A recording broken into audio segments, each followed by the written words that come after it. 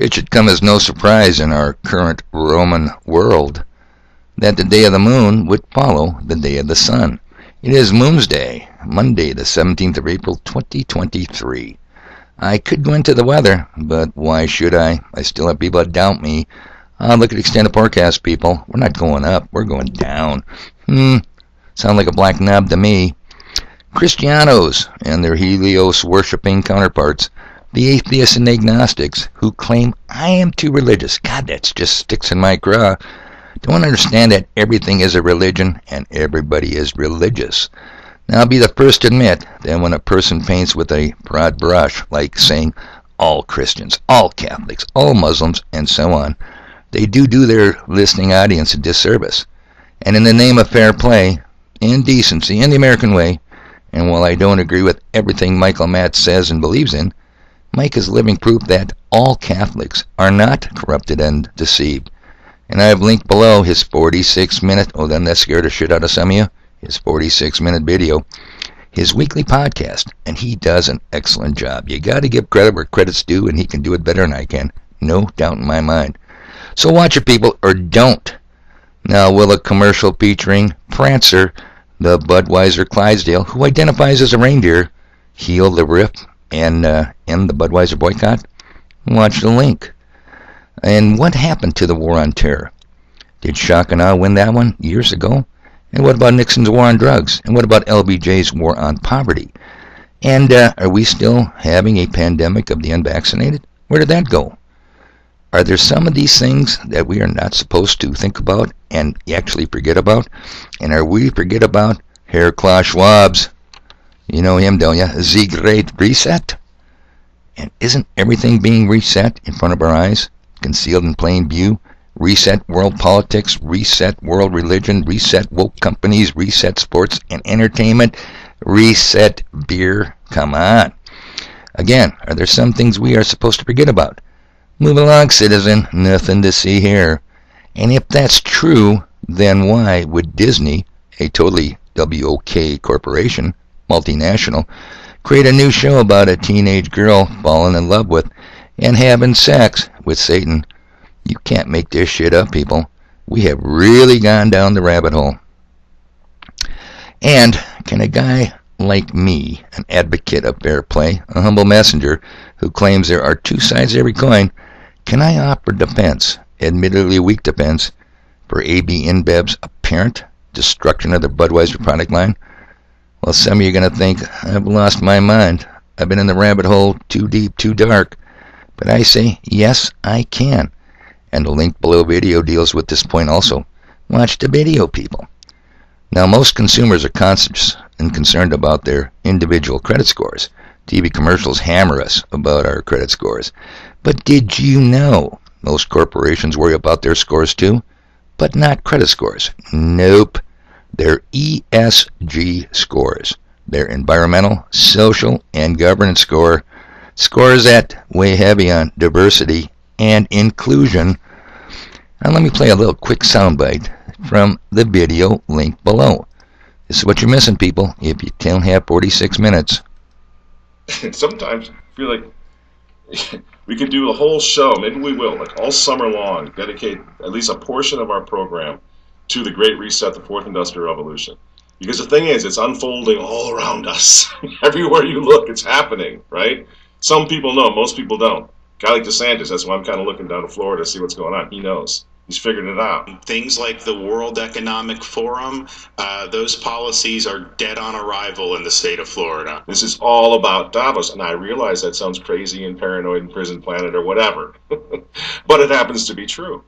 Even right down to corporations like Anheuser-Busch. That's a big global, beverage company, a globalist company.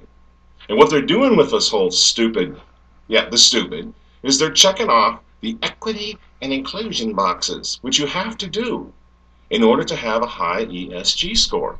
And we talked about this over a year ago, maybe even a year and a half ago. What are the ESGs? Let's review.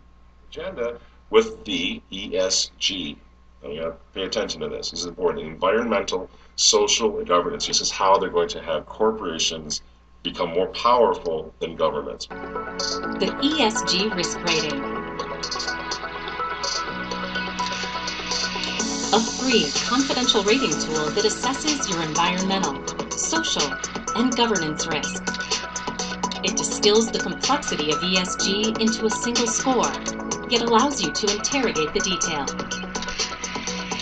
Leaders want to know where their organizations are excelling and areas requiring focus.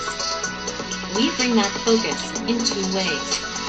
First, by leveraging the World Economic Forum's ESG metrics in a coherent framework. This explains everything. So stakeholder concept, and particularly ESGs, are a very important part of getting business involved. Hey, did you see it, people? Well, I should ask, did you hear it? Because I saw it. Do you see what's hiding out back in the woodpile? Herr Klaus Schwab and his Great Reset and the World Economic Forum. Yeah, forgot all about them, didn't you? Kinda, sorta. It's the ESG scores that cause reasonable people to take stupid actions that destroy their product lines. Yes, AG InBev is a global corporation, but so is Disney, and so is the NFL franchise. The list is long. Get it now? Replace the word reset with destruction. It really is the great destruction taking place before our very eyes. The big picture is not about the profits and loss, the balance sheets of one multinational corporation. Yeah, I think it's a weak defense, I'll admit it. But then I'm not a member of the World Economic Forum, subscribe to its goals. And don't forget, Herr Schwab openly bragged he has many agents, many operatives throughout many world governments. Now never lose sight of their goal. They want us dead, people. And guess what? We are never going back. You have the great destruction, asymmetrical warfare unfolding on us all in so many different ways. You got to learn to see them. Now, for those of you interested in word etymology or word origins, I told you yesterday that Christianos was not a compliment, and no, it's not. Not at all. Look up the definition of the word Cretan. Charlie, Romeo, Echo, Tango, India, November. That will give you a serious clue. Yep, it's not a compliment. Now me, I don't have to look it up, because I see a Cretan just about every weekend at the Bonnepeter pit. No names, people. I just call him the Runt. And speaking of the Bonnepeter pit, where I went to church yesterday and stayed way too long arguing with a guy I call the Branch, Murray was there, and he was with my buddy, my mailman sister-in-law. And are you ready for this? Murray bought a round of drinks for the house, the whole house, and the bar was busy. It threw me for a loop. Has Murray changed his ways? Can a leopard change his spots after all? Absolutely not, people. I figured out very quickly, he's not spending his money. He's spending her money.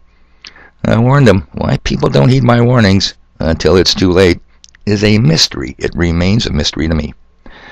Let me wrap this podcast up with some free how not to handle survival supplies advice. Because you can deny all you want. We are going back very soon to Little House on the Prairie days. Don't doubt me.